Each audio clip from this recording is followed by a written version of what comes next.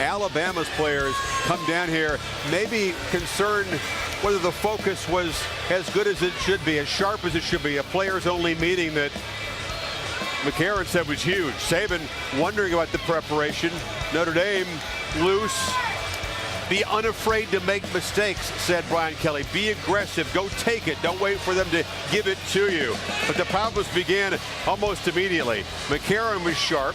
He would hit Norwood in a 28-yard pass, and then they would tack on a personal foul, a false start, and then Lacey would get going, attacking the middle of that defense.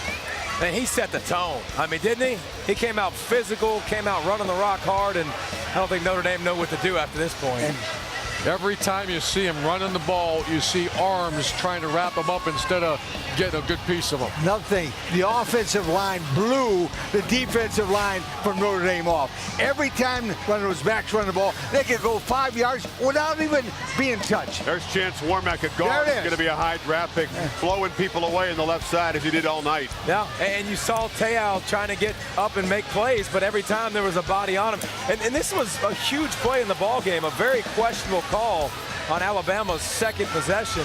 Notre Dame looked like they might have got the ball back, but Matthias Farley has called for interfering with Christian Jones there. Did look like an Alabama player got closer to Jones. Might have turned momentum. Oh, man.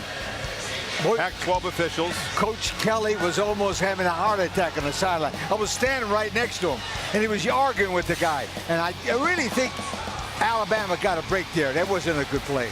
Ensuing drive, third one more. Eddie Lacey barreling down inside the 5. Not only great size, but you see his acceleration away from the Notre Dame secondary once he got in the back second level of the defense. You load up for the run, and there's old Michael Williams, the tight end, sneaking open. Remember that red zone D, Chris? We've been bragging about all year long.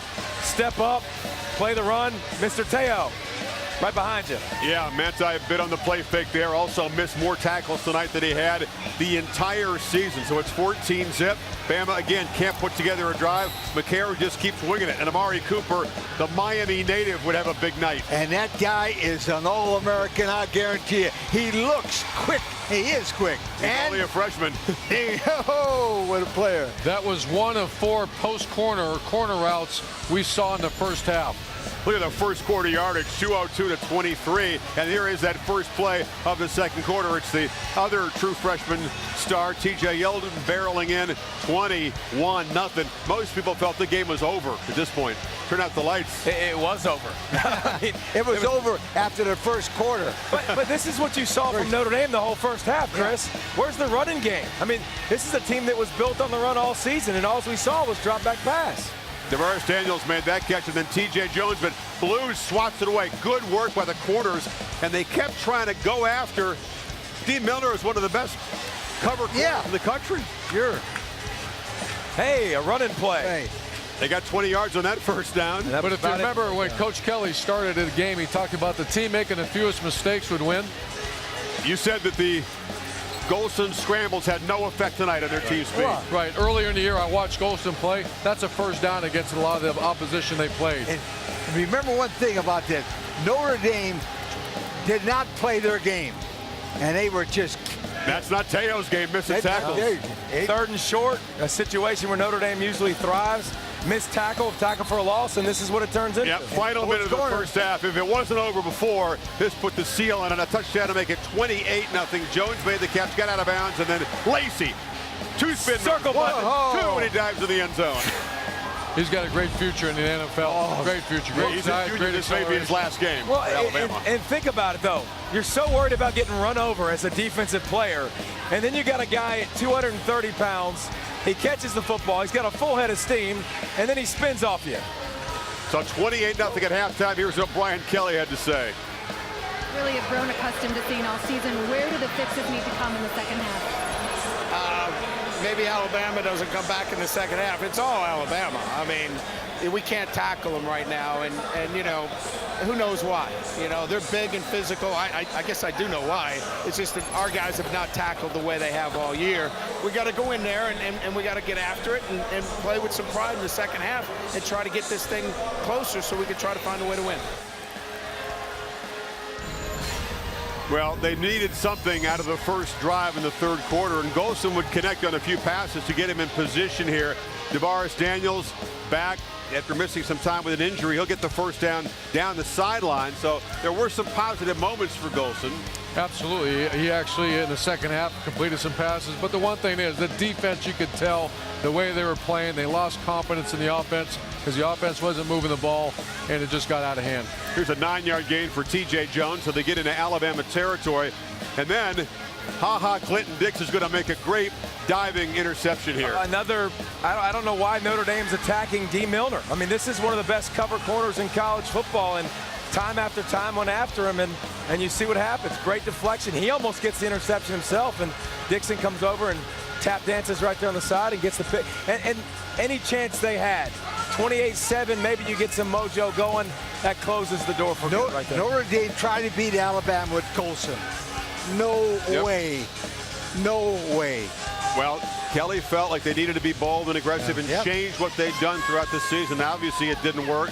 Bama back to work. You saw Lacey with the run, and then McCarron pitches to a wide open Cooper. Who just waltzes in the end zone.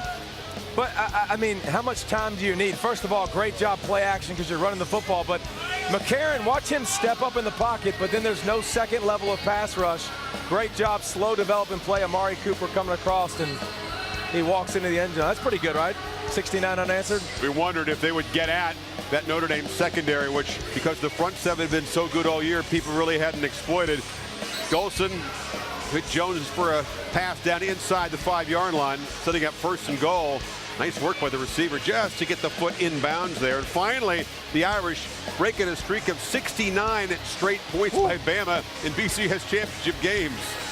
Now, from this point forward, Chris, time of possession was all Alabama. They just started handing the ball off, and everybody in the stadium knew if they had any doubt before, it's over. Look at the change of the line of scrimmage. Yeah, you're seeing the defensive line get knocked back. 5 yards every time. He was set.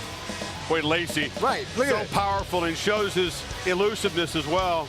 Moving the chains, chewing on the clock. Later in the drive, Cooper one more time on the sideline for a first down. Look at the throw, the accuracy on the run, Urban. Yeah, I didn't watch all his game film, but I watched a bunch. I think this is the best game I've seen McCarron play. I mean, I thought he was brilliant. There was no pressure on him all night. Turn on the championship game from last year, too. I mean, my goodness, in big moments, he's played pretty well. But then he was like, you know what? It's back to the fourth quarter.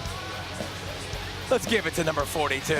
Is it fun tackling 42 when you're down 35-7? That's a business decision. When he gets to the second level and you're a little safety, you're like, but watch the quick feet, too, by the big fella. Wait, what nickname did they say we had him? He has a nickname. They give him quick feet. Circle button. Happy feet. Happy feet. Amazing. Happy feet, kill them. There's Cooper. Another touchdown. Boy, what a future this guy has. Just a true freshman. It's going to be McCarron to Cooper with Yeldon running next year for the Tide. And that's the mastery of what Nick Saban's done. He builds the big physical offensive line, but they're not here without young Yeldon making plays and young Cooper making plays. Here's a little drama late in the game. It's basically over. AJ wants to snap. Yelling at his senior center, and Barrett just says, get out of here, dude, kid. if you want to know if these guys are programmed by Saban, is that not the perfect picture, Chris? You're up 28, the game's over. Game here, huh?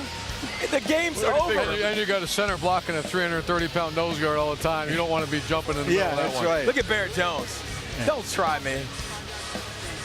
Well, you're up 28. AJ's an emotional guy, as Barrett later explained. He felt he was in the right. They would patch things up. This is going to be no lingering drama here. Give me a hug. Hat in the head. Hug it out. Hug it out. There's no time for dissent. Not when you're winning. Yet another crystal ball for Barrett Jones on a foot that's going to require surgery. This was not a sprain. We suspected it was a lot more serious than that. He just powered through, and another wet conclusion to a championship game for Saban. McCarron back-to-back as a sophomore. He was the first sophomore quarterback to win a BCS title. Now as a junior, he's got another year. Already one of the most accomplished college quarterbacks to have 2 of those. And speaking of accomplishments, Saban does it. You said it, David. 8 years as a college coach, a 2-year detour down here to coach the Dolphins, where he didn't have much success, and 4 national championships.